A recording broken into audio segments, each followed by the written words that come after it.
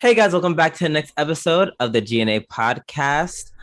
I want you to be trapped deep inside my uwasa, if you know what I mean. I'm Drooby And I am the person who's going to kill Clayman, Sobroni. and welcome back to the G&A podcast where we talk about all things anime, the good, the bad, and the weeb. How you doing, Oni? I'm alive. How are you doing, Drew? Not as good as I was the first time recording this. So, yeah, this is the second take. Oni's Thanks, computer computer. crashed and we lost everything. Yay! Yes. So, you might hear a So sense of agitation in our voice that we have to I'm gonna keep it a replace. buck. I might just speed past a lot through what we did because we didn't do too much, but we definitely did enough where I'm just like, I want to get to where we were Yeah, at. catch up where we were last at. Exactly. So without further ado, let's get into our new segment called This Week in Anime. Up first, uh an article by Anime News Network, Olympic athletes reference anime slash video games, the final installment. As you know, in the Tokyo 2020 games, a lot of Olympians, demonstrated their love for anime and video games in some form or fashion. And here are just a few examples. The Uzbekistan I can't. Okay, I love how I got Uzbekistan completely fine, but rhythmic somehow I just fell apart. Uzbekistan rhythmic gymnastics team. Say that 5 times fast. Yes, the the Uzbekistan rhythmic gymnastics team wore costumes inspired by Sailor Moon for their performance. Too bad they didn't place. Yoinks. Um, let's see. And then the Australian artistic swimming team performed to the 2016 PlayStation 2 RPG Ar Tonelico Melody of Elimia. That opening song, they swam to that. It's such a random song to sing to swim to. That bitch, I guess they really love the game. Yeah. Um, excuse me. Other athletes to make anime references include archery bronze medalist Takaharu Furukawa, who referenced Is the Order a Rabbit in a post-match interview, while silver medalist Deng Yusheng became an internet sensation due to his social media posts about anime. Oh, excuse me. Yep, of course. Now it's second take. That's when I start burping naturally. Um, so yeah, as you said before, it's really cool that you know for Tokyo 2020 Olympics, it's just you see how many people there's how many people Olympians, people who train and do all the sports shit. They're also somewhat influenced by anime. Yeah, it's like weird to see how much of an influence weebs have on something as prestigious as the Olympics. Yeah, so that's really dope to see. Yeah, like I said, weebs just just like homosexuals, we were always here. You just didn't know. Bam. And my news is less of news and more just an interesting topic. Mm, So the Higurashi phone game, the gacha game, which I did not know existed until now, Higurashi no Nakukoro ni Me, is doing a collab with Clannad, which is freaky and weird and should yeah. never exist because those Mm-mm. are two series that have Nope. no connection with each other. Yep. Not. Yeah, I don't like it. I I don't like don't. They it. suffered enough. Don't make Nagisa suffer more, please. And it's funny Mm-mm. because even the trailer, you see like Nagisa and Reina together. By the way, they have the same voice actress, so I guess that's why they're doing the collab. But you see like Nagisa and Reina, and then like Fuko and Oh, Rika. I hear it now. I Yeah. hear it. Yeah. can you hear? Yeah. Can you hear Nagisa laughing like Reina? Usoda!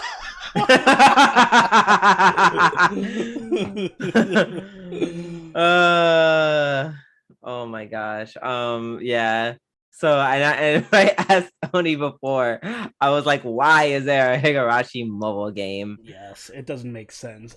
It's like I said, it's Princess Connect basically, same exact style and everything, but only the Higurashi main cast. So like the same 5 characters, just in different outfits. So it's just I don't know why they wouldn't just do an Umineko phone game. I mean, I know why. It's because Higarashi's the big name and Umineko's not, but yeah, yeah. Even though Minako always makes way more sense, but I don't know. I'm just like, oh, I'm throwing up the finger cross to this collab because I'm like, these are two very sad, depressing anime for very different reasons. Yeah, extremely different. They don't need a crossover. That just creates the ultimate depression. You're right. Rated D for depressing. All right. On that lovely note, let's get back into the reviews. Let's start our weekly reviews, starting with Slime Season 2, Part 2, Episode 6. Let's see. Now we're filming this again. Where do I want to start from this time? While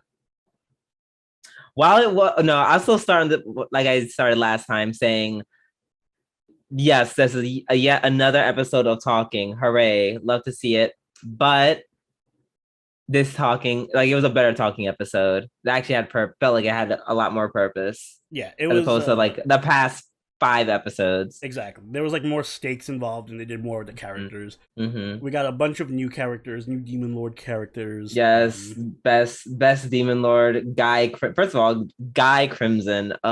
Love the name. Love the outfit. Yes. Love the whole energy he exudes. Yes, come on, queer Demon Lord. Love to see it. I was waiting for the 3-way between Ice Dragon and Guy and the other guy, but alas, I guess that's in the DVD version only.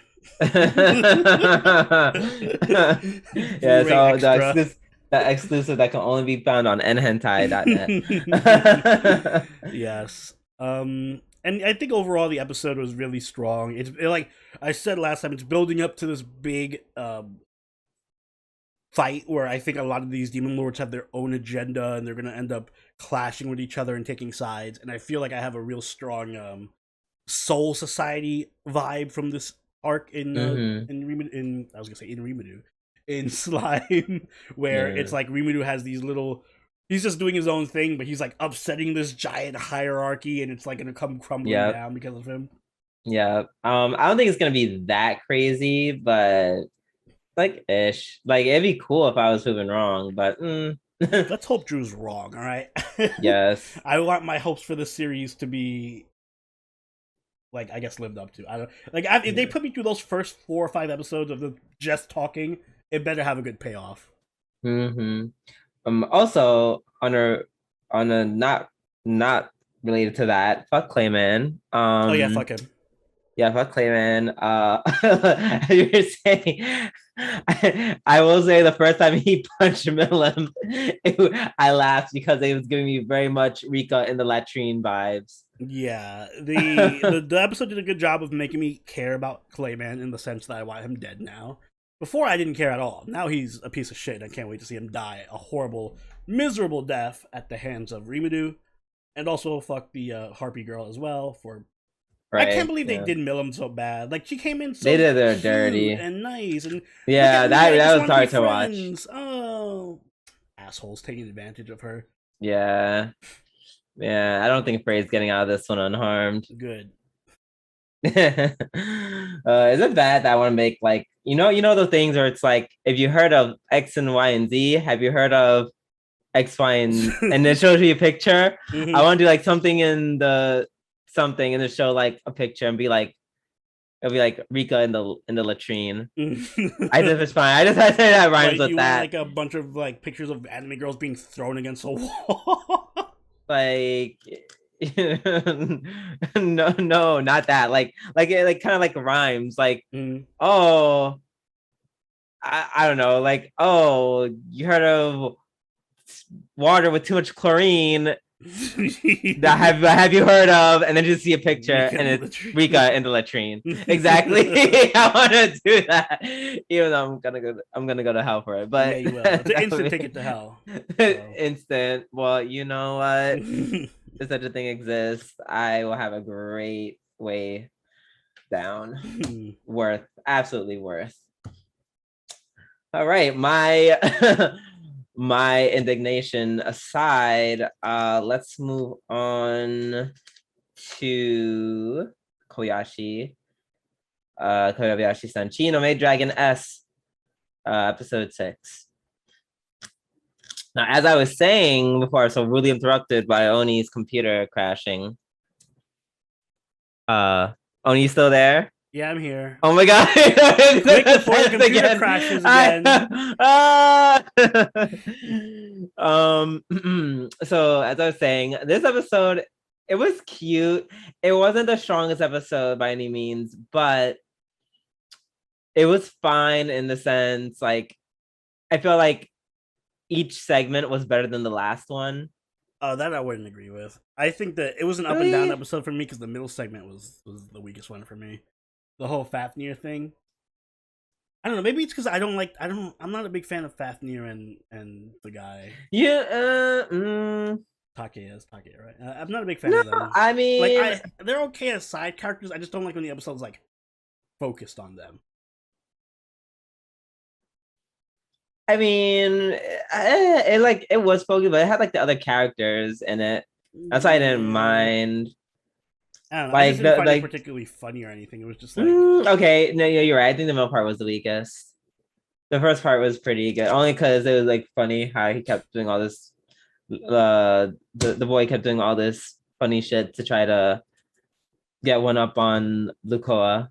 I did say this during the live watch because, by the way, we were live watching this with the patrons. But the this season is so unbelievably horny for some reason. Yeah, like, it's really edgy.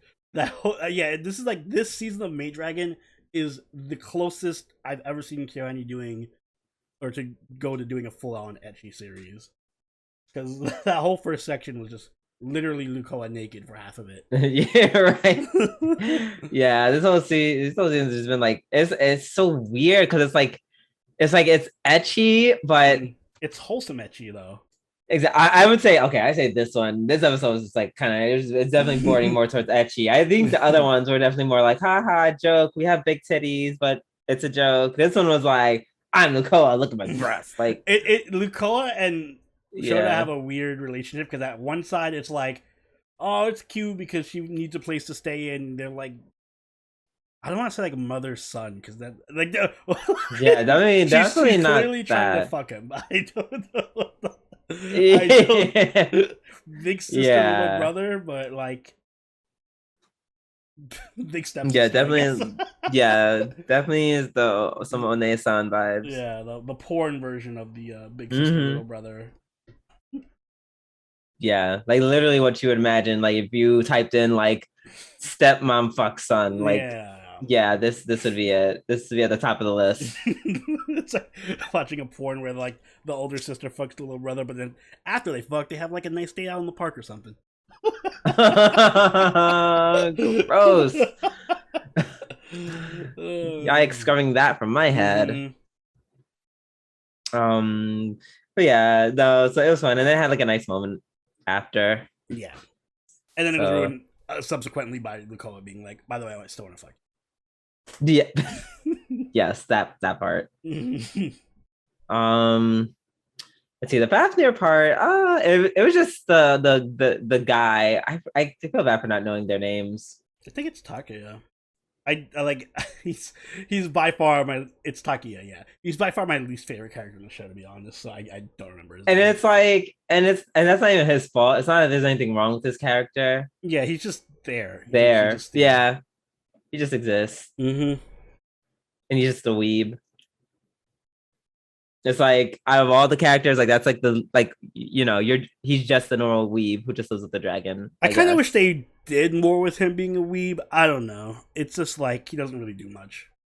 Like I think they started to do something, like they're doing a thing with him and Shota together. Like, oh, Shota's gonna look at him and he's gonna teach him. Yeah. So I think that's a little So bit I think, interesting. I think they're gonna go. That's why I was like, it's going into interesting direction. Mm-hmm. Yeah, actually, I would say there's one, in the unpopular opinion, there's one character I find even less interesting than him, Who? Fafnir. Fafnir can be funny though. Like he has his moments, like last episode or 2 episodes ago, he was just like dancing in the street and shit. Like he has his Yes, when he's like used very sparingly. He has his yes, yes, very sparingly. He is, but if he's just there being like, I'm brooding, and dark, and whatever, yeah, it's like, all right. At least the weeb guy, it's kind of interesting. I guess it's somewhat more interesting because he does like the whole like, by day I'm a put together like cool office worker that everyone like thinks I'm cool, but then by night I'm a total weeb, like some kind of like weeb Batman shit. Weeb man. Like, at least that's a little more interesting. I find that a little more interesting than Fafnir. Yeah, I'd agree with my that. opinion. So it's like, so that's just how I feel. But by far the best part was the Kana Saikawa segment. Oh yeah, easily, absolutely, easily. Their little date. Oh no, and that's basically what it was. It was a date. Yeah, it was just a date. Date between the two. It's always wholesome seeing Kana do anything. Literally, just anything Kana's involved in. Literally anything. Super adorable and wholesome. Eating, skipping, blocking Sayaka's view of Elma in her dragon form. This season has a lot more Elma.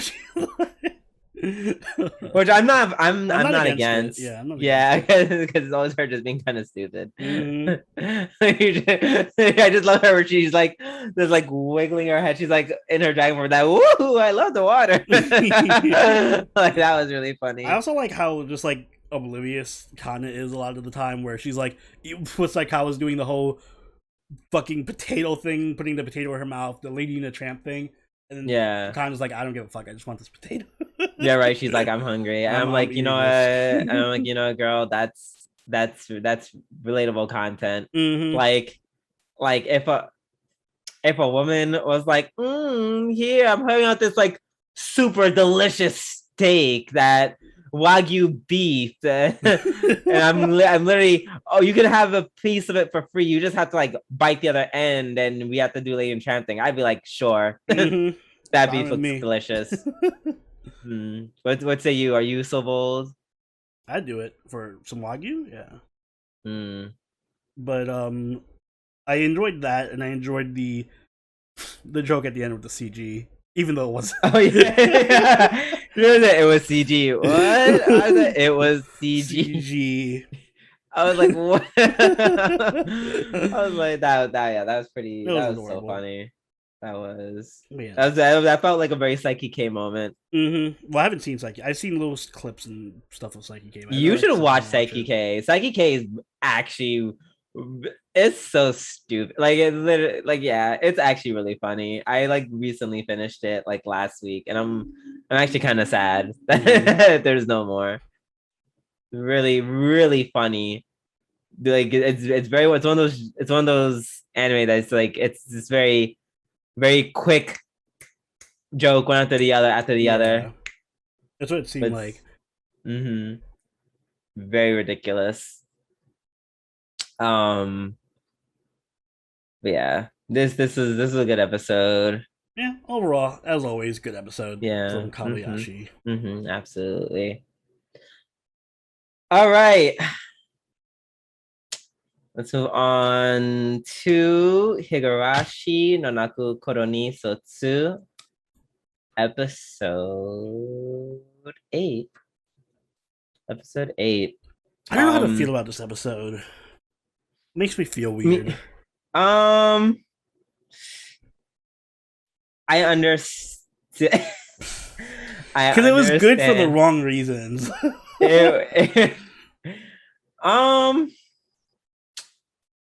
Honestly, I feel like half of the episode I feel like I didn't care for because a lot of it just was like recap. Yeah, this was the And most recappy one of the arcs that we've seen so far. It was just like half the footage of this episode was just reused footage. Exactly. But then the other half was like that was the interesting part. The other half. Just seeing Satoko just manipulate the hell out of everyone, especially Hojo. Like, and just taking absolute like joy in it. I feel like the bad for him because it feels weird saying like, oh, I feel bad for Tepe because he's the only good guy in the whole show right now. I'm mixed how I feel about it. Because I'm like, on one hand, it's like, yes, he is being the best uncle. But at one point, he was not the best uncle. I'm like, in a lot of ways, there's part of me that's like, karma's kind of a bitch. And I don't think you accumulated a lot of karma in all those fragments, buddy. True, but Satoka is just being awful. Yeah, exactly. She's being super bitchy. So I was trying not to scream, where she was just rolling back and forth in the dirt, just laughing. I swear to God, that was intentional. They did that scene intentionally to be funny. I don't give a shit. There was that comedic timing was perfect. Yes, absolutely. And I think they know that, and I think this show likes to have fun. It definitely does. There's no this show likes to have fun because she was just like laughing to herself, and then she just starts perfectly still rolling. Still, just like that. Not even like doing stuff. She could have like taken up dirt and just like wiped it on herself and called it a day. No, she's like some super like Wile E. Coyote bullshit from Cartoon Network. Laughing rolling back and while forth. She's rolling too. Like, oh my gosh, like it felt like fucking Dexter's laboratory shit. Oh my god, it was funny. It really was. It wasn't funny seeing her manipulate everyone and freaking out in the class. Like having to watch that scene a second time from a different perspective now. Still just as bad, if not worse. That was like, oh god. I mean, it wasn't. I get it wasn't meant to be funny. I know this part wasn't meant to be funny, but just like watching Yua just go lose her shit. Yeah, Yua found it funny. She was like, ha, stupid Satoko. She did call her a witch though, which is she did call her a witch, so I'm like, I feel like that's definitely. And she did do the whole game board speech. She was like, "Oh, they're like pawns on a chessboard of some sort," as if this was a. I was like half expecting her to speak the red. She's a witch. That's the next thing that's gonna happen. Basically. I'm like, when does Badler make his appearance? Oh my god! If this ends. And like the last episode, like the final episode of this is they come back to the scene where she has the gun pointed at Rika, and Rika's about to get shot. Then the door gets kicked open, and it's Badler. Okay, that's really not gonna happen because of time, because the timeline. That's not going to happen. But I'm like. not Angie Burger. not Angie Whopper. Goddamn. Oh my gosh. Golden butterflies pop out of everywhere and fucking to be continued. Yes, then I would just give the series a 10 out of 10. Yeah. And you got it. I'm like, you got it, Higurashi. Well done. You won. You won. Even though this makes no sense for literally a billion reasons, but sure, it's cool. I'm just gonna see we're gonna find a way to make it work, I guess. I'm not gonna think logically. I'm just gonna be like, it was cool. I don't care 10 out of 10. Exactly. Like, I don't know what happened, but awesome. Yeah. So that's Higurashi. I just hope. I mean, I'm assuming it's gonna get more next. I think they're gonna. Do you think they're gonna finish it next episode? Oh, I don't think so. I don't know. I don't know either. They haven't even talked to the. Well, I guess they talked to the child services once. Yeah, they didn't show them going.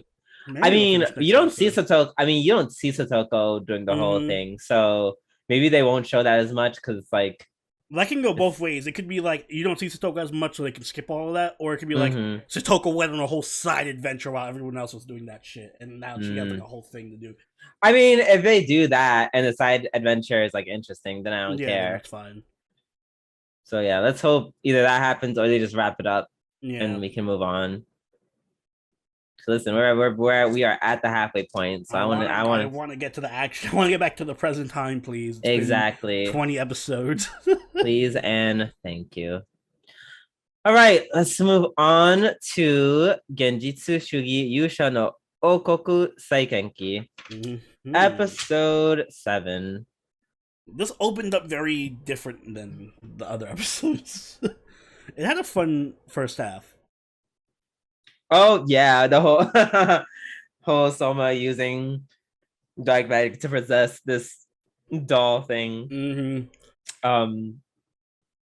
Which actually, I'm like, when I saw it, I was like, wait, in a roundabout way, he's actually really strong. Oh, like as I said, when he got that living poltergeist thing, I'm like, that's a secretly OP ability because he can just yeah, but it's just like to the point that you made a robot that can like, or a doll that can like kill giant serpents and stuff. Yeah, that's pretty. I predict later on in the series he's probably gonna have like an actual robot or some shit. Yeah, I was gonna say a Gundam, like some Gundam robot. I think a Gundam's gonna fly around. Yeah. So that's interesting. I did like it though because it's like it's a random. This is one of the things I like about isekai is when they expand upon the world with like random side tangents. So I like that the fact that he went on this whole adventure and there was like this questing party and this girl falls in love with the doll. I was like, oh girl, I don't think that doll is equipped with that. You know, I don't think he came with that kind of equipment. I don't know. Well, now that this dude knows, he'll probably add that equipment now. He is allowed to take multiple wives. Would that be his wife or would that be the doll's? Loophole. I'm not cheating on you. That's the doll. So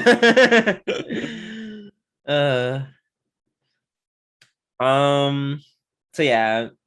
So you said that was a very fun half. How do you feel about the second half? Well, I like supply and demand curves, so I enjoyed the second half. How do you feel about I did that. The way I got thrown all the way back to high school, and I thought that our economics teacher, and I'm just like, oh, just such an eye roll. The only thing I remember about that economics class we had in high school, literally the only thing, is when he told us how to wear cologne, and he did it wrong.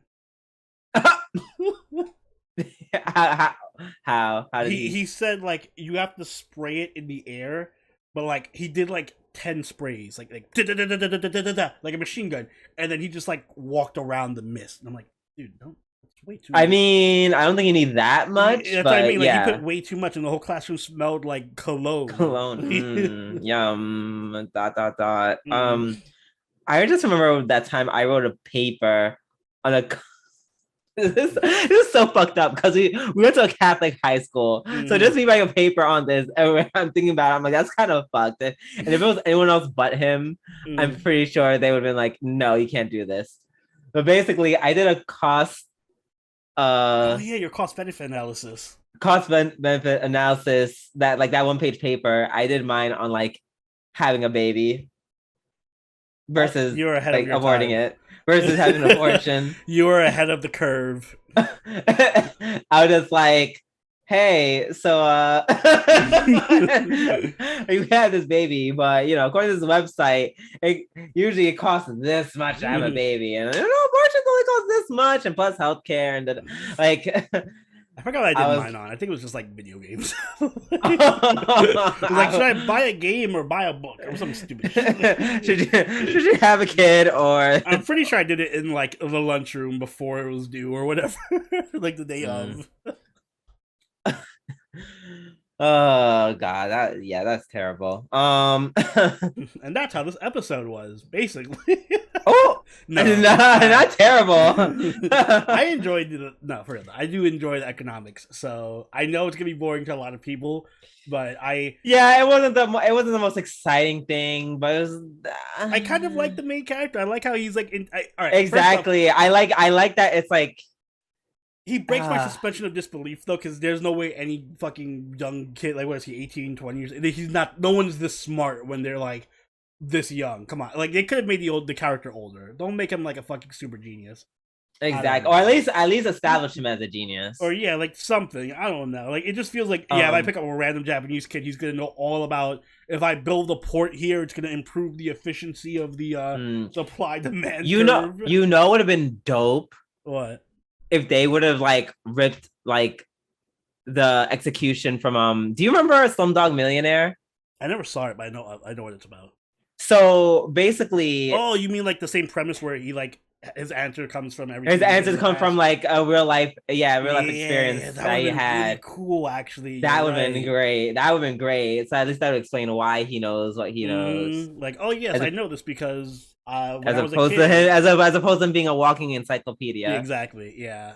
At this point, I'm like, oh, this dude is just a nation builder. Why is he? Why is he even the kid? Just, I don't know. Yeah. Exactly.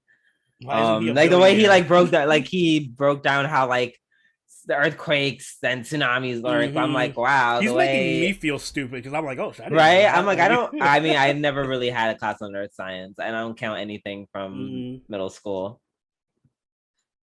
But yeah, no, it was enough that I wasn't like passing out from boredom.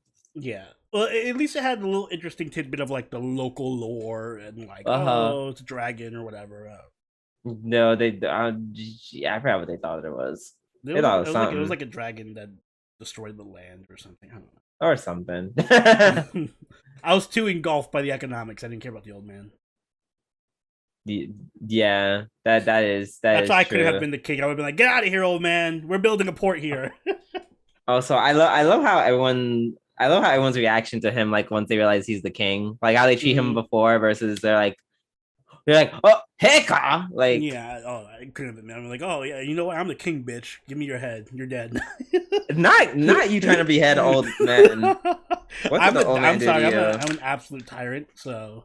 Oh well, that's nice. I guess. Rule with an iron fist. An iron fist, indeed. All right. I think. Did we say everything we had to say about that? Oh, I definitely looking forward to more applications of like the mages and stuff. Oh yeah, the different types of magic that they have in the world. Yeah, definitely. So I'm looking forward to seeing how they're going to continue to apply that. Even though I think it's a very it makes sense, but it's also like a little too straightforward for me. Yeah, earth magic. Well, I do like it's like it gave me Avatar vibes, where it's like the different types of things, and they're like, oh, if you're an earth bender, you work with engineering, or if you're a fire bender, you're in the military type of thing. Yeah, but it's like you can use fire people for engineering. Yeah, because I mean, like, yeah, like say like melt to weld and heat shit up. Oh, you're talking about like actual practical application. I was talking about the Avatar universe.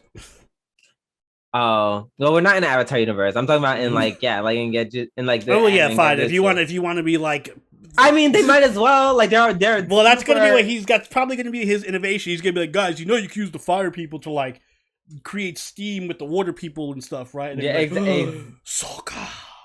Exactly. I'm like, yeah. So we'll see. That's why I was like, that's a little too straightforward. But I guess he doesn't have enough time to deal with that. They can work together. Oh yeah, revolutionary. All right.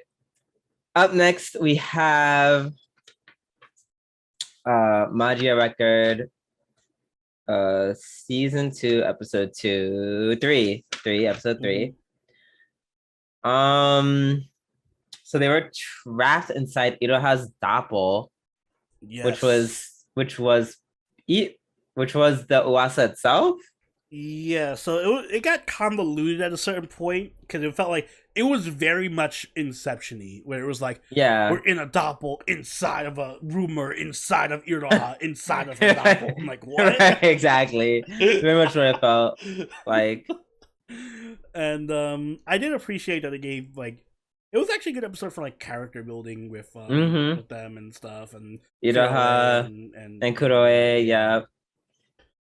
So that was And good. I feel like it's basically become the Yachio like show, which I'm not against because I actually just like Yachio. Yeah. I like her. Yeah, I like her. I like her motivations for why she does things.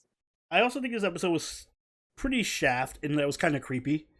Like the imagery Yes, and it stuff was so very creepy. eerie. Everything was very eerie. I was very tense the entire time because I was like, I'm waiting for it to just go very like any When second. they showed the doll and then like Kuroe was like, "Oh, by the way, Iroha, why do you call that doll your sister?" And Iroha was like, "The fuck did you just say?" I know. I'm just like, I was like, oh, here you go, come in my come. tent to talk shit about my sister. I don't know. I realized that this was episode 3, so I was like, oh, it's episode 3. Oh yeah, no. Hold my breath. Like the way I was expecting one of them to not leave this Uwasa alive. Red alert. I was like, this place is way too creepy. It's like the opposite of Monica episode 3. Instead of somebody dying, somebody came back to life. Exactly. Yeah. And I'm happy Iroha's back. And we got some information on like how the doppels work, and they kind of have like their own I guess that they feed off the insecurities off of the magical girls, because Iroha was all like, I don't know if I'll be able to revive my sister, so I'll just create a new sister. Yep, we're just gonna make a new sister. And then they were like, hey, yeah, your Wasa can't be out like this for too long. You're gonna turn into a witch. Which so is there's a race cool. to save her. I like that they're balancing it out. It's not like, oh, here's a god power you have that has no consequences whatsoever. Yeah. So that's pretty cool. This is kind of like a roundabout way of just going back to being magical girls become witches. Like now there's just a secondary way that you become a witch. Yeah, basically. Yes, that love hanging on to that hope. Yeah, like you said before, I like that.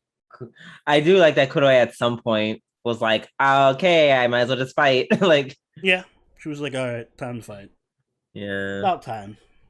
Yeah, and I just like Lachio fighting too because she's just so strong. She's strong, and she's badass. fun to watch too. I like her. Like, yeah, they always give her really cool like acrobatics and stuff. She really is just that bitch. I'm here for it. Okay. Yeah, despite the fact that I like it, I don't think there was a lot for me to say about it. It kind of dragged on, so I was like, I got the point.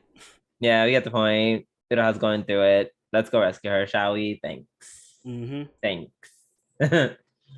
All right, let's move on to Tantei Wa Mou, Shindeiru, episode 7. I forgot about this episode.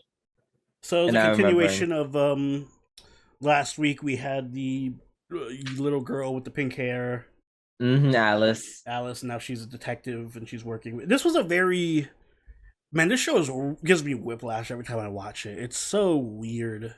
It is, because one episode they'll be like werewolves and mechs and fucking demons and shit, and then another episode is just like we're just chilling, we're going on fun adventures. Now we're just looking to find where this ring came from or something. I'm like, what? Like, you can't have like mess with the scale of the episodes like this. Like, so I actually other than that, this episode was cute. I enjoyed watching.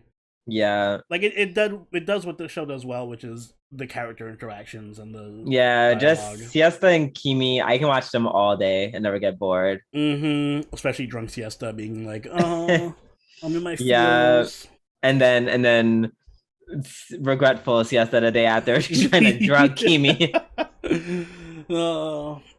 Alice was cute too. I like that she's going back and forth between like trying to be mature but being a child and getting scared. Very much being a child. I remember when she was trying to buy the gem. He's like, I'm not gonna buy it. And she's like, Are you poor? Yeah. Like, yes, The way yes, she Alice, said it. we're poor. Poor? Are you poor? Like, as if she was so shocked. I like that. She kind of does feel like the daughter to their married couple. I think they actually pointed that out. She was like, "You guys look like a married couple." So I appreciate that dynamic that they have going on. Yeah. And she's also a good detective. She found out that what's his name had his eye issue. Or Yeah. you can't see his left Kimi. eye. Kimi. Yeah, Kimi. Yeah. Thing with his eye. Which I like too, because there's always like these little things that you're not paying attention to, but they're like little clues, and you're like, "Oh yeah, that's why he kept losing her all the time." And the way I'm just like, oh, I just thought she was like fast as shit. I just thought it was because she was a kid and it's like easy to lose track. Yeah, you know, like kids, exactly. Like she's short, she's a kid. Mm-hmm. You like that's happened to me plenty of times where I've just like kind of looked away for a second, and then like my nephew is just somewhere else, just somewhere instant else. transmission somewhere else. And I'm just like, oh, god damn it. Yeah, no, it was really cute. It was a really fun episode. Yeah, it they dropped the other shoe at the end of the episode where he was talking to the cop, and the cop was like, "What? I never talked to you the other day. What are you talking about?" So it's like, "Oh wait, where were we talking to?" So I fully expect next episode is going to be shapeshifter werewolf fucking Dracula or something coming out of nowhere to fight them. Basically, oh yeah. Absolutely. I'm like, Alice is definitely the villain. It's sad though. I don't want her to get hurt or die or anything. I mean, listen, just because she's a villain, she's too cute to get hurt. Just because she's a villain, they won't hurt her. Better not. They didn't hurt the idol girl. They didn't hurt the other lollies, so she's probably fine. Oh, I mean, she's not on the poster, so isn't she? Oh no, she's not. Oh, never mind. You know what? It said only one It said only one lolly. It's fine. As long as I have Siesta. Actually, no, she's on the poster. She just has her hair down. No, that's the idol chick. Oh, that's what I thought we were talking about. No. Oh, you mean the pink Alice? Yeah, no, Alice. I'm talking about Alice. Yeah. Oh well, whatever. I got one. Sorry, Alice. No, oh damn, not sorry, Alice. Chile. All right, let's move on to what I believe is the final anime of the podcast. You can believe that, but it is. Oh, it is. Yes, it is. That was fast. Time flies when you have to do the whole fucking podcast over. Again, yeah. Last anime for tonight is My Hero Academia season 5 episode 19, which I guess is our episode of the week because we haven't. Yep. Hard for it not to be. Yeah. Yeah, they opened up really damn. So we're gonna start off with the heavy stuff or the light stuff? Let's start with the light stuff. Like I like at the beginning. I think the beginning was really funny. Like the opening scenes were really funny. Uraka doing crazy CQC capoeira just to pick up her chain for no reason. It's like I don't know why the budget went so hard for that. Yeah, I guess that's the whole point. They're pushing some really sus shots in these changing room scenes. I don't know. I feel like there's some really horny dude in the anime. I don't know. I wasn't paying attention because I don't think I'm too good and holy for that. Also when Bakugo like hits what's his Deku face? With the Deku, part of his hat or helmet or whatever. Yeah. And just causes him to bleed. And then like his head, and then he just talks like he's kind of like broken or something. My Jesus, so aggressive. Holy, like I never not get surprised by how aggressive Bakugo is. Yeah, me neither. It always catches me by surprise. I'm just like, I should be surprised, but I'm not. I feel like shouldn't be surprised. Just, like, walk up to somebody and like blow their head off when they're talking or some shit. Like, damn. Right, basically. Excuse me, and then also the part where what's his face? All Might, yeah, with the trying to make the joke with like saying good morning and something about making cotton candy or some shit. And I'm just like, oh God, let it please kill it with fire. He was Kill it with just trying fire. to cheer them up. Ugh, no. Uh, maybe he should say that to cheer us up at the end. Yeah, we needed it at the end. Where were you at the end, All Might? We needed you when we needed you Yeah. most. You disappeared. So Aizawa and Mike, whatever his name is that It's open Mike or present Mike. present Mike? Present Mike. Okay, Listen, well, I don't write the scripts. not open mic. I think that's an open mic because that makes more sense. No, it doesn't. It's present Mike. All right. Okay, sure.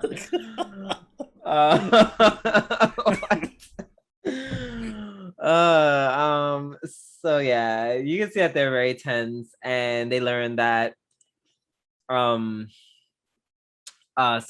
that they thought their former schoolmate, they thought that he was dead. Turns out, hey, so here's how Nomus work. We kind of take these corpses and experiment on them. Yeah, I'm also surprised every time My Hero Academia gets. I always forget how dark the show can get. Like that was pretty damn dark. Oh yeah, we just body swapped him and like used his corpse to reanimate him and make him our slave. And then having to watch Aizawa and President Mike go through like their whole trauma of losing him all over again, and doing what they can to bring him back. Oh my God, that scene where he was trying the first time and then it just like stops. He's like, no, I am what was it Kurogiri? Yeah, Kurogiri. He's like, I am Kurogiri. I am to protect what's his face. And then silence. And then burn. And then like his face, like you would start seeing his face. And he starts saying Aizawa's name. And then they're just like, come back. Come back. Baby, come back. I did something which you should never do. Which is Aizawa was trending after the episode aired, and I was caught up in my hype. So I was like, "Oh, let me look at the trending in Twitter." I wasn't spoiled on anything, but there was a really, I don't know if it's a spoiler to say it, but did you saw the last part of the episode? I forget if it was the after credit scene or not, but with the guy getting what's his name? Tomura getting operated on. Oh yeah, getting operated on. Yeah. So if you look at that scene and you see the evil doctor, go back to the very first episode of My Hero Academia and see if you notice him. No way. I don't know if that is the case or not. I just saw like screenshots and stuff and like people theory posting, but I'm like, So I don't know if it's a spoiler or not, but there you go. Spoiler warning. You can't say spoiler warning. Well, I don't know if it's a spoiler or not. I mean, it's not a spoiler because they showed his face anyway, so I don't care. Yeah, it's not a spoiler, but if it was, your spoiler warning would be pointless. Exactly. Either way, that's a very interesting. That means that this whole thing was probably planned from the first episode. Which, if that was the case, then hats off to the writer. That's pretty good. Yeah, that is pretty good. And there was also a lot of shots that were like really well, like symbolic. Like I think a lot of people pointed out, like, oh, if you look at the scenes where Aizawa and the other two are together when they were kids, they're always separate. Like Aizawa and Mike are separate from him, and there's always something in between them and stuff. Exactly. Yeah. So it's almost as if like it makes sense that they're not like that cool anymore because the glue was homeboy and he's gone. So this was a whole episode that had a lot of. This episode was on a whole different wavelength than the rest of the series or the rest of the season so far. Yeah, definitely. It's like one of the only times that you just see Aizawa like so emotional. Like he was more emotional than like open mic. I'm calling him open mic. I don't give a fuck. My name's better. Respecting the guy's name. My name's better. Yeah. But yeah, no, he was very emotional. And yeah, like I love that the show can do that, like make all the characters so well rounded and like have them display so many different emotions. I don't know, it's such a good writing. I really like the show a lot. When it Me does too. this and it doesn't do the whole like dragging on with a bunch of nonsense filler arcs for 5 episodes. Hey, you could take take that little bit of filler, or you could take Naruto filler. True, fair enough. Mm-mm-mm. Don't have to twist my arm behind my back. Yeah, no, it was a really good episode. Very well done. I can't wait to, How many to episodes are really left in this season? like 5. Damn, that doesn't feel like enough. Like, why now? Like, it's just getting. I'm like, oh shit, stuff is Oh, happening now. sorry, 6. Still not 6 months. enough. I mean, bitch is about to be, Mm, yeah. So yeah, I do like that they're gonna show us what's happening with the with the Nomu and stuff. yeah. Like the design behind the Nomu. What are the Nomu? I feel like there's always just so much more. Like that's when you think we know everything. It's like, oh nope, here's some more. Nope, Yeah, here's I some feel like more. we're gonna get another like thing that's like, oh, actually, Tomura is a Nomu of somebody or something. I don't know. Like at this point, who isn't? I don't know. Oh my gosh, it's starting to really feel like Kingdom Hearts. Mm-hmm. he was he was nobody. he was he was his heart nobody's heartless all along. Actually, Tomura is Deku's nobody the whole time.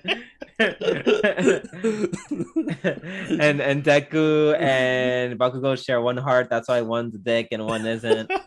Does this make All Might Mickey? Yeah, good episode. Good episode Very. indeed. So that is the end of our weekly review. So for the filler arc, and this is a funny thing because I told my friend I was going to talk about this on the podcast. My friend just finished watching season 2 of Beastars, Mm-hmm. and we were talking about reasons why like people just generally didn't like it and whatnot, even though we both agreed it was still very good. Mm-hmm. And we were just like, basically, the most of the anime community felt a way about Beastars because, I think, in my opinion, and this is the general sense. I'll go a little bit into more detail what I mean, but basically, they're mad because this is just like it was just really gay. It was actually really gay, and in the same light, it definitely pushed, the female characters to the back. Like this is a very homoerotic season. And then in addition to it, and this is a valid reason, it was like they're also like, it's kind of very homoerotic, but it's like they're kind of substituting the gayness with cannibalism. I mean, I feel like the first season was homoerotic too. It just also had the other characters doing. Like my whole reason for not liking the second season is A, literally Haru did nothing all season, and B, like the cannibalism thing didn't make any sense. But it's like, I feel like at first I was like, oh no, Haru's not doing. Once I realized Haru's not doing anything, I didn't really care because no tea, no shade. Riz is way more interesting than Haru. No. Yes, absolutely. Hello, Really? he's a fucking No. sociopath who ate Tem and doesn't and can't. He literally couldn't handle the fact that Haru has a good story too. I like Haru though. Haru's no, fine. she has a good story. But that's like saying, all right, so the Joker, Riz and Pina are both more interesting than Haru. Okay, but that doesn't mean that Haru is irrelevant now and that they should be the love interest or something. Like, I didn't she's interesting it's just in her relationship with what's his name? I always forget his main character's name. Legoshi. Legoshi, yeah. She's interesting in her relationship because she's a good like foil to him. So I think their relationship is bad. I don't think it should be like, well, now Sam is more interesting or Riz is more interesting, so let's substitute Riz for Haru. That's fine, but just like after a while, I was just like, no. I feel like I felt that way at first, but then I just started getting more interested in like the whole murder mystery. And then once we realized it was Riz, that whole Riz Pina Legoshi thing, I'm like, yep, no, I'm fine with this. This is great because like I feel like for obvious reasons, literally like a standoff between the three of them.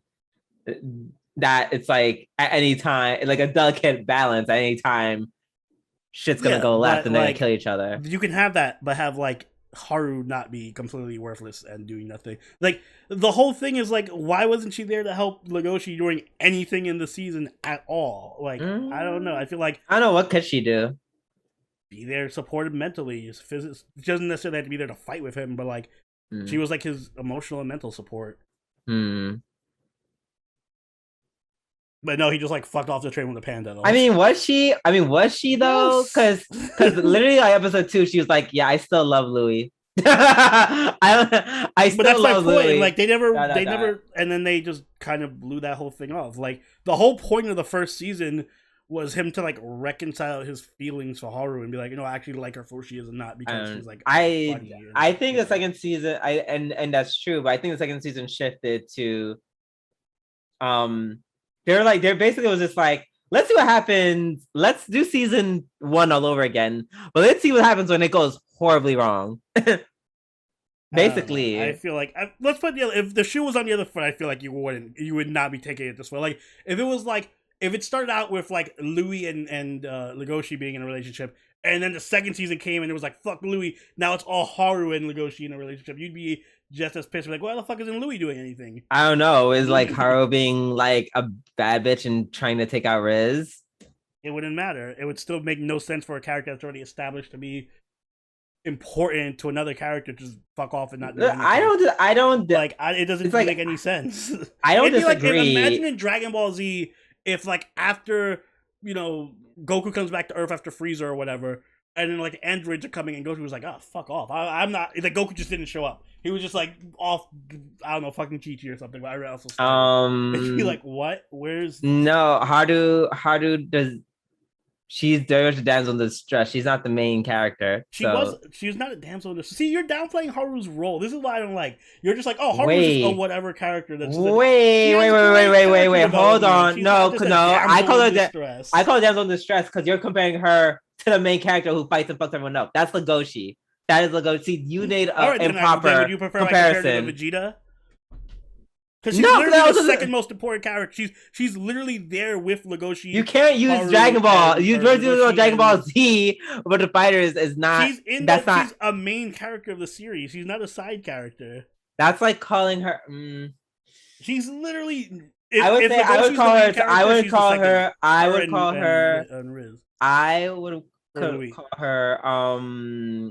Asuna, but from whatchamacallit? Sword Art? Before before they nerfed her.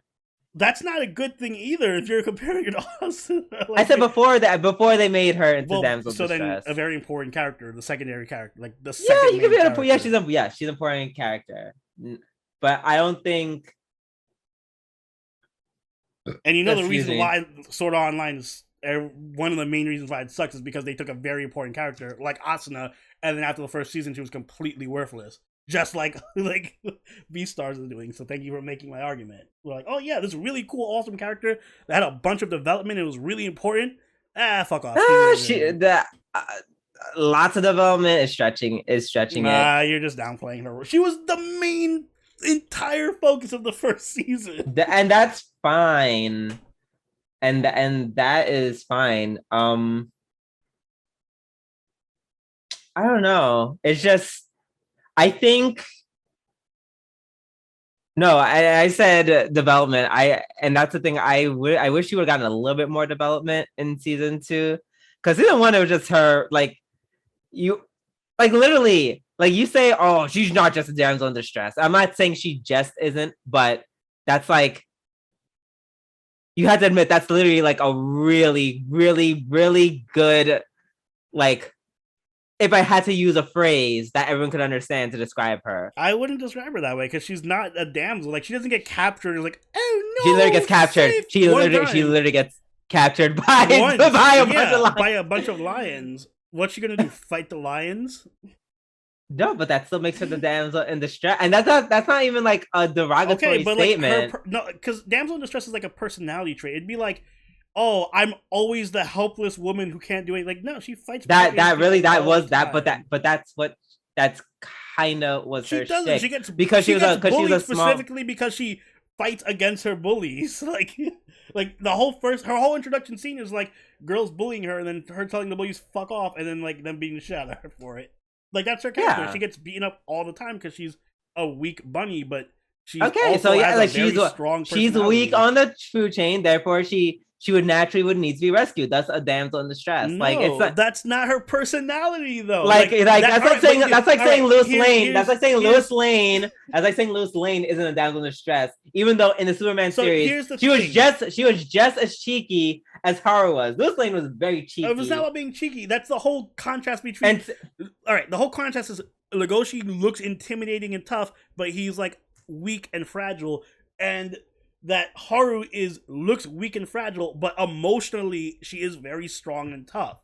That's the whole contrast. So I wouldn't call her a damsel in distress, like if she's helpless. Damsel in distress is not a phrase on that I don't think that's a fair mental state. Because like I said, because she literally got captured one time by a bunch of lions. So by that definition, anytime anyone's captured, their entire character trait is damsel in distress by your logic.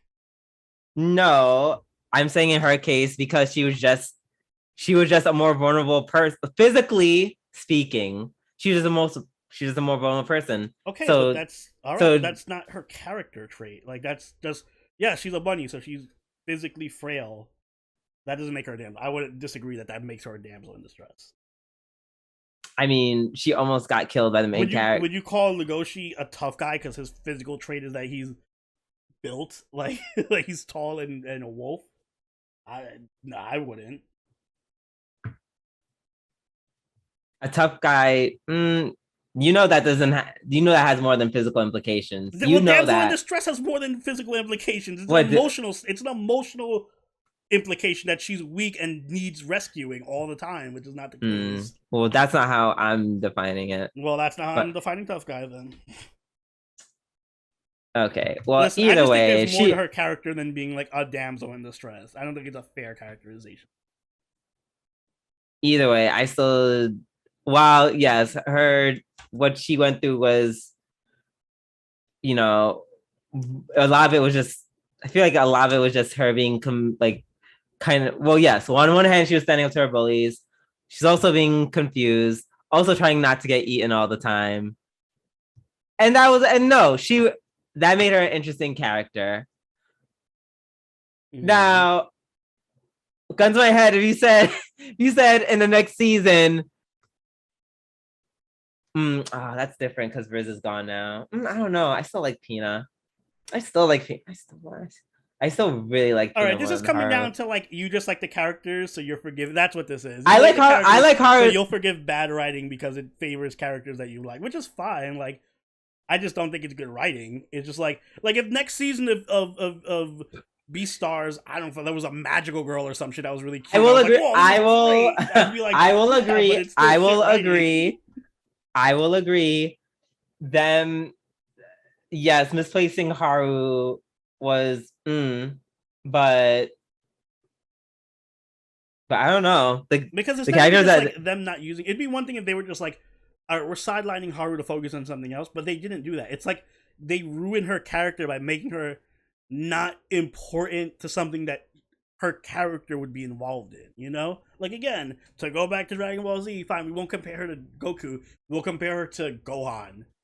If the world was in trouble for one arc and Gohan was just like, oh, whatever, I'm not gonna do this, I don't have time for this, that'd be a very weird character destroying. Like, it doesn't fit his character. I don't know. I don't think they destroyed her character. I think they just sidelined her. In my opinion. But given the circumstances, and I would say her character to be sidelined in that situation. And I would also say, I wanna ask why for that. But before, I wanna say that I would say she had a moment. Wait, shit, no, that wasn't her. That wasn't her, was it? When she was the mall scene, that wasn't her, was it? Mall scene. No, I don't think that was her. I think that was like someone else. I think it was like a alpaca. Probably. She had like no scene in it. There's no screen time in season 2 at all. I wish she would have been in that. But I will say that at least she's no longer that really confused girl who kind of just fucks her way for security to feel like security. Like that's not who she is anymore. Okay, but Because I once she should be a character who like supports Legoshi and is interested in him and wants to like help like advance their relationship, but she just doesn't do anything. So even though Legoshi is constantly in trouble, constantly missing or beaten up, like I that's what I mean. mean, Now you can't say I this mean, character cares about Legoshi, but then when through the whole season he's getting beaten up, attacked, missing, and then she just is nowhere to be seen or anything. but I mean, should they show her? Yes, but what would, but what would you have her do? That's a Like yeah. he was So going through he was going through his whole internal conflict of how he should deal with Riz. She could have helped him with that. why would she? Why would he tell her? Hey, this... Why would he not? That's his love interest. He confides in her. I think he did what he did to keep her at bay, which makes sense because she literally just kidnapped by lions. That's the point. Haru's not the type of person who'd be kept at bay. She's a strong person. She'd be like, "No, fuck you. Tell me what's going on." Like, wait, wait, I have a question. How did she get caught up with the lions to begin with? She was just kidnapped because I forgot the reason why she was kidnapped. It was like after the fair thing. Yeah, that's the fair thing. Okay, because I'm trying to think of a reason where she would like very much put herself into like I'm gonna do something that could lead me being in danger, and I don't think that's part of her character. Like she's not stupid. Like she's brave in her own ways, but she's not stupid. She's tough. Like she's not gonna be like, oh, Legoshi's suffering. I don't want to be involved in this. Like that's not. Like I could see her like maybe calling people and being like, "Hey, you strong person, you help my man." That I can see. She would actually try to help Legoshi. Like that's not. The way I've never. You need to rewatch season 1. I feel like apparently I do. I'm asking for an example. I'm asking you for an example like, where she would do something like that. Character. Like her whole character's confused. If I'm asking you, if I'm asking, no, what do you I'm talking about put her in. Like, when she would actually like put herself in danger for Legoshi. Define danger. I'm not saying that she has to fight for Legoshi. I'm saying that she would confront Legoshi and be like, "What the fuck is the problem? Tell me now." And then he would be like, "Oh, well, I don't want to hurt you." And then she'd be like, "You're not hurt. You tell me what the problem is." Like she wouldn't just back off him. She would actually push him to like do something. And like she wouldn't. I'm not saying she would go out and like beat up the lions. I'm just saying she would encourage Legoshi or try to help him out. I mean, and to counter that, I would say he kind of went off the grid. That's the whole scene with that's why she would care about him. Like if would she put herself in danger to go find him? Yes. She'd probably go look around for him. Like, man, you have a really low opinion of Haru. You think she would just like, oh, Legoshi's missing, whatever. This isn't Rika, Drew. I don't think she would get herself. I don't think Rika. She wouldn't be wandering around the fucking like the market looking for. Yes, she probably would. Actually, she went through a lot for Legoshi. Define went through a lot. Remember in the first season, she literally took him. Because I'm not asking to be facetious. I'm asking this because I don't remember. Like she took him to a hotel and was like, she put her life in danger to be with him because she was afraid he was gonna actually eat her. Yeah, but she also kind of wanted the D, so. Okay, but she still puts her life in danger. Actually, no, she was in the market in the first season with him. Then they got away from the lions and they just stayed in the hotel.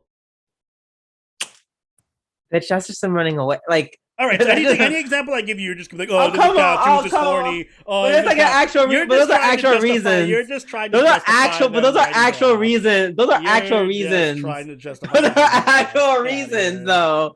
Those are actual reasons. Actual reasons. She clearly likes him, and you're like, nah, she wouldn't. She doesn't like him. She doesn't care. She would just fuck off and not do anything if he was in trouble. I feel like that would have been. Says that she would. I'm saying that would have been cool for character development if she made that leap, but I'm saying she didn't make that leap yet. She already does that.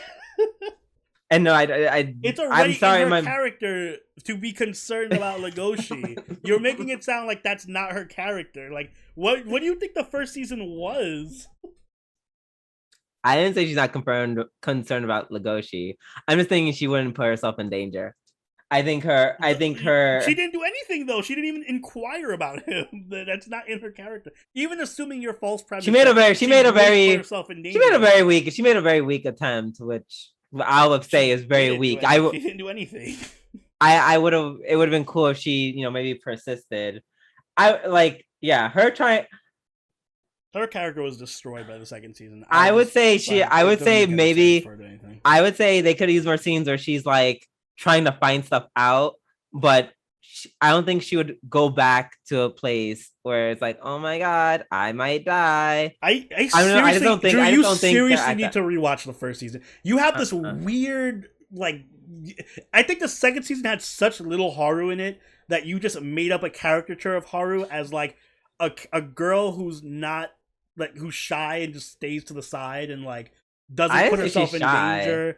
And I didn't say she was shy, but when the whole first season revolves around her fighting against her feelings and her nature to fall in love with Legoshi. But you see, it's all internal. It's all internal. But why would she not put herself in danger for the person she loves?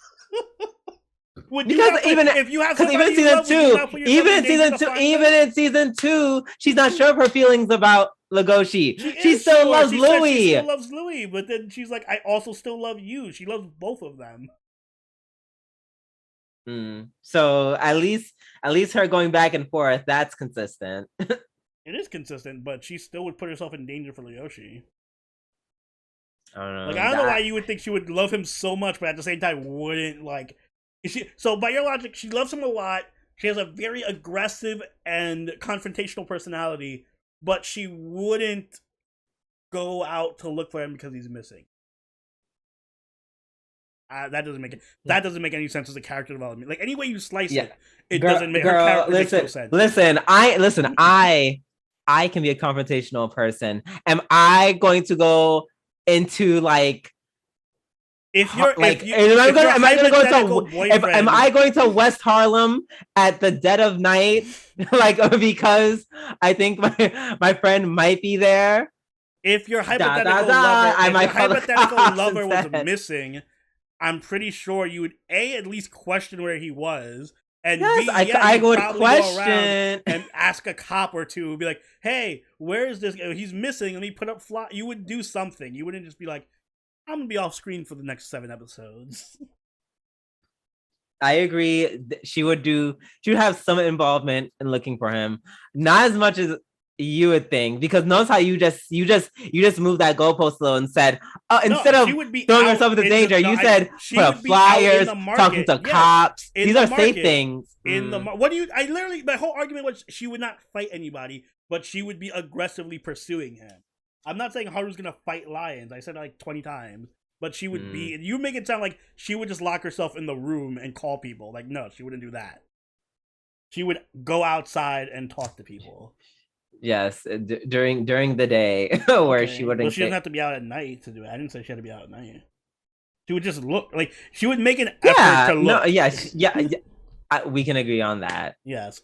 Either way, they ruined her character. But I don't think. But going out in the day, and I'm saying that doesn't put her really in like any kind of danger. Like, my argument is that she would be in danger. My argument is that she would try to look for Legoshi. Yeah, but I'm saying like she would do it. She would do it. All right, but do it without trying to get herself killed. Okay, which is my point. That's what I'm trying to say. It's like, yeah, she's like a great. I'm saying like that tenacity she has, it's internal, but she's not. But at the same time, she's smart enough to like, I'm not going to go to the market during night where I can get kidnapped up and eaten. But she would still look. I'm just saying her character would do something. That I can agree. That I can agree. By having her just sit around doing nothing and being off screen for the whole season. Yes, but even in that sense, it's still like that's still. I don't know, because she can't. Because at this point, he's off the grid. Okay, that would still be like a support role. I don't wait. Even if you, like I said, if you sidelined her, that would suck. But whatever. But at least have her be a consistent character. Yeah. Like she would act in those situations. I don't know. I just feel like I would have liked. I probably wouldn't be saying this. It's one of the things that I wouldn't be saying this if they actually would be like, "Hey, now that season 1 is over, here's the kind of person I am now in season 2." And I didn't get to see a lot of that. So when they just put up characters who are just like, characters who are just like so dynamic and are so much, much more interwoven into the story directly. It's like, just like, I just like them more. It was a different story. They didn't do, like you can make it you can do all that, but not sideline Haru. That's my point.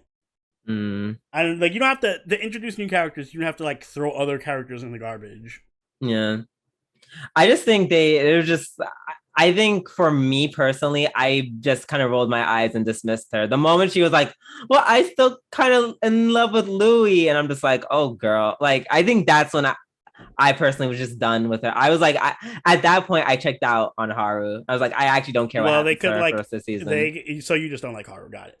They could actually do something with her. It was like see, that's why I said season 1.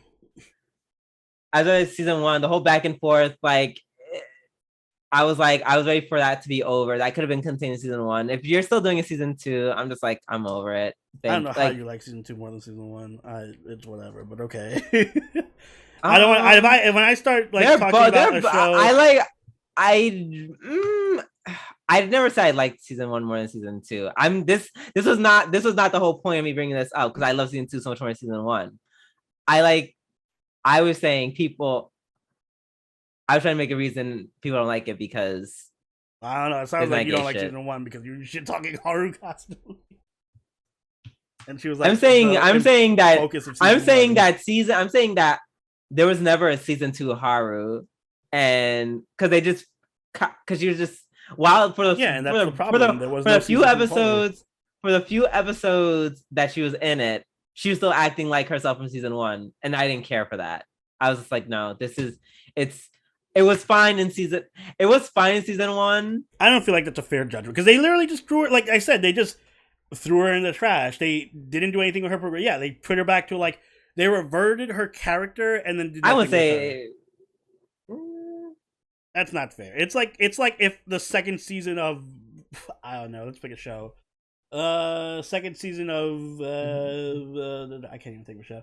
Or the next season of My Hero Academia, I don't know, some character came up that was really important in the last season. Like, if Bakugo came up and said, by the way, I hate everybody, and then killed himself or something, like, it'd be so out of character. I can't be like, well, Bakugo's character kind of, that's just how he always was. Like, no, they ruined his character. They gutted Haru's character.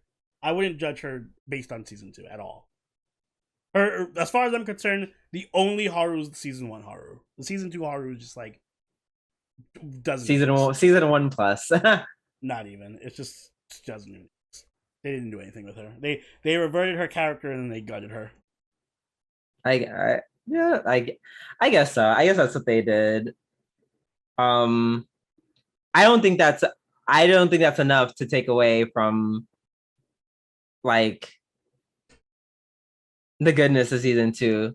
Like, yes, that's a fair critique. Oh no, well that's just one of my critiques. The other critique is just the cannibalism stuff didn't make any sense. I didn't like that whole ending sequence, to be honest. The whole like I became a Super Saiyan when I ate the piece of Louis.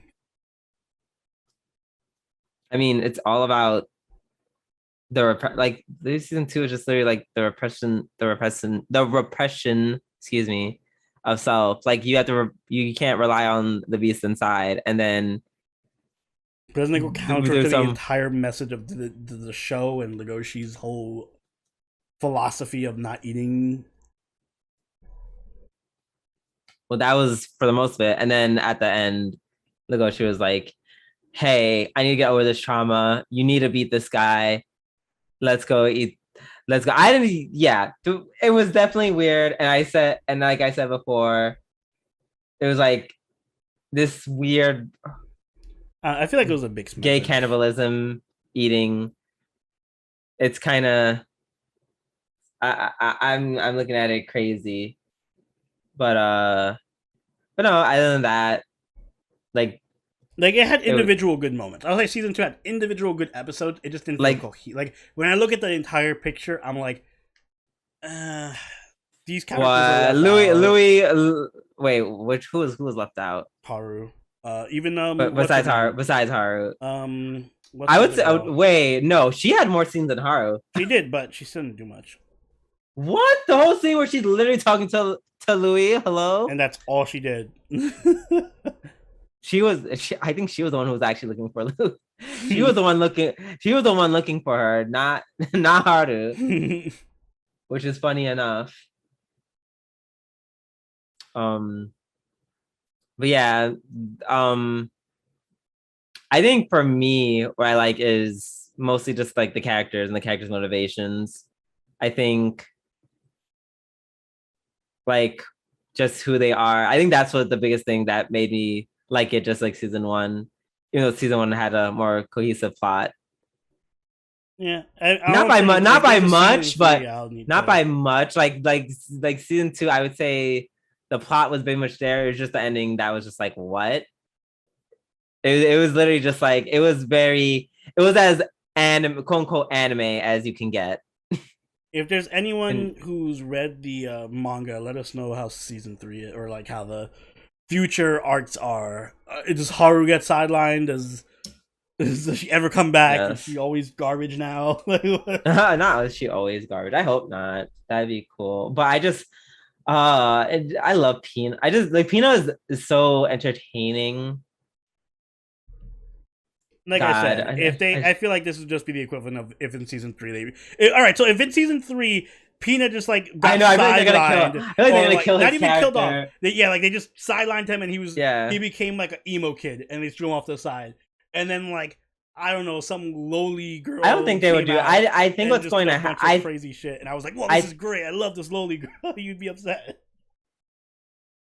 Well, okay, so it's not that simple as I'm being upset because she was on the other foot. One, I'm like, you would be like, what are they doing to Pina? Why'd they ruin Pina? And then I'd be like, oh, Pina wasn't that important anyway. Which, ironically, Pina's not as important as Haru was in season 1. But okay, that is true. Mm-hmm. That is true. But even so, he was just really fun to watch. He was really entertaining as fuck. Like that. Like he's one of those. He didn't have. Like you see, like she was good because she was like just very like her existence is just like yes, she is just part of plot, very centric part of plot. So we need her. Pina objectively wasn't, but his character was just so amazing that it didn't matter. Like he was just like half the time it was just him being stupid and like egging on people who could easily kill him, and he just didn't give a fuck. And I'm like that's just a dynamic character. He doesn't need the carry plot. He doesn't need to work off Legoshi really to be awesome. He can do what he does with any character, and it'll be entertaining. Mm-hmm. Doesn't change the fact if they sidelined him next season. What? Wouldn't change anything if they sidelined him next season. Like. It wouldn't because he's just that. He's just entertaining. They literally could just throw him and be like, okay, he's just background like comic relief. And they don't have to do anything with him. But they wouldn't even do that. They didn't do that with Haru. Like she just literally didn't exist anymore. Well, because she's not funny, so that wouldn't make any sense. All right, but no, like if I'm saying she didn't exist. Like they wouldn't just put Pina in the background in this scenario. He would just not be there. He wouldn't do anything. He wouldn't even be comic relief. He just wouldn't exist. They would change. No, but if we're going to the Haru example, what would happen is Pino would revert into being like an emo kid that no one cares, like doesn't make. But he was never emo. But he was never emo. But he was never that sad little emo kid. I'm saying they would ruin. Haru was that girl who was going through it. Well, that doesn't make sense that she reverted, but like that's not the same example. He was always the funny guy, so he would just be off screen the entire season then. Oh. No, see, that's what Haru had literally like 3 scenes the entire. I would say, and I mean that would suck, but like that, like No, that was I don't believe for a second you'd just be like, you'd be pretty. I wouldn't be I would be upset because he's just a really fun character to watch. I don't know. I think characters like him I just like more in general. So I will admit my bias in this, but excuse me. Oh, sorry, I have to crack my knuckles. I don't know. I think as we're talking, I do realize that he very, very much like fulfilled his purpose. I think she, and it's like I'm trying to say this without trying not to insult Haru when I say this, but Haru should get more scenes and she should be good because she's that kind of character. Like she can very shine with like the right scenes and the right people, like just based off her character and who she is. Pina doesn't need that much attention. Pina can just be funny and be that like obnoxious dick, and he'll just be fine by himself. She needs it's like she needs to be like in the center of the story. I disagree. I think she's fine even without necessarily having Legoshi there. But we're like she was fine with her interactions with what's her name? The wolf girl. Oh, Juno. Yeah, like you know, it was fine. Like it was cute. What do I prefer Peanut? Like absolutely, but it wasn't a bad scene. It's just like you said, she'd be stronger. She just be stronger. She's more in the center, and Peanut is just like I'm just Peanut. Like she is a girl that she cannot. She wouldn't do well as a support character, as like a support side character, or she wouldn't do as well. She'd be fine as a support side character. You just don't think she's entertaining. Let's get to the bare bones. You think that she's not entertaining. I find her like I like her personality. I find her. I feel like it's like there's nothing wrong with her personality. It's just like I don't. You just don't like Haru. I get it. You no, don't like Haru, I don't need. I just don't need. Personally, I don't need another character who's like, oh my god, inner struggle because that's not her. I'm a herbivore and carnivore. She also has other things that. But that's a lot of her. It's not you. Oh my god! Please, actually, don't go back and watch season 1 because I want you to watch Date Alive. But you need one person to watch season 1 because you don't know anything about Haru. You just have this weird character of her. Like her whole, even before Legoshi showed up, she was a bad bitch that like yelled at the other girl. Like, yeah, she'd get beaten up for it, but she's like. She stood her ground and she was aggressive toward. She's very aggressive and confident. I like her bad bitch energy. And she also goes after like Juno and them a lot. Like she's very snarky. Like you liked her in season 1. That's why I'm so confused by this. You're like, oh yeah, she's snarky and a bad bitch. I do like her. It's just I feel like Tina can do that, but be funny about it. So I don't know. I know. I said I was biased. I admitted it. I know you are biased. This is like I said. This is no different than if they replaced Pina with a loli, and I was like, "Oh, this loli is awesome." You'd be like, "I don't care about this loli. I want Pina back." And I'd be like, "No, Drew. Actually, Pina was never a good character, and you just don't appreciate the loli." Listen, if the loli's good, I will say okay. And y'all can quote me on this. If for some reason. Let's say Pina and Haru flipped roles. Like all of a sudden she's back to being super centric and he's off to a sideline. I'd be fine with that. And if they actually like if she is not still on season 1 type ish. If she's not the same from season 1 and they switched them, I'd be perfectly fine with that. What do you mean if she's not the same for season 1? Like she can't be like the oh my god like if she's on season 3 if she's on season 3 and she's like I still love Louis like I'm like I'll be over her immediately because at this point like we should move on from that. It's dumb because she got over that in season 1. They just reverted her character back to that for some stupid reason. Okay, so if they don't bring that back, they don't bring back that shit back. I just don't want her to be. It's not that. It's not when I say I don't want her to bad writing. when I It's say I don't want her season to when I say I don't want her to be season 1, as in I want the evolution. I want the evolution. I'm not saying season 1 her is bad. I'm just saying I don't want to see season 1 her in season 3. Do you understand what I'm saying? Yes, but season 1 her Okay. got over season 1 her in the end of season 1. They just like season 2 came in and was like, whoops, that never happened. Let's go back to like a mid season 1 Haru. Either way, I will say once again, as long as they don't as long as her character is evolved or evolving, and if they're flipped and she's back to eccentric and he's to the wayside, I would be fine with that. Fair enough. I'd be fine with that, honestly. It's not going to happen. Because you're right, I did like her. Irrelevant, but yes, fair enough. They're both in the background. New character. I actually do hope she does come back. Because then, yeah, at that point, it's like, why is she here? I'm about to read the manga ahead and just see what happens. No. People in the comments, just let us know, please. Please. But yeah, I think that is a great place to end our pillar arc. That was really fun in yelling back and forth about Isar season 2. Yeah, so end of our pillar arc, and it's also the end of our podcast. So Oni, if you'd be so kind and take us away. Guys, if you enjoyed this episode of the if you enjoyed this episode of the G&A podcast, make sure you hit that like button and subscribe so you catch all the episodes as they go up every week. If you haven't already, do follow us on Twitch, follow us on Twitter, and join the party over on our Discord, all linked in the description down below. You can also become a patron or channel member, like all these lovely people on screen right now, and get yourself some awesome benefits. And Drew, do you have anything you'd like to add? People who are commenting, if you're a straight man, tell me in below why did you not like season 2, and why was it the homophobia inside you? Indeed. Sure. No, I'm just kidding. That's a joke. Please don't take that seriously.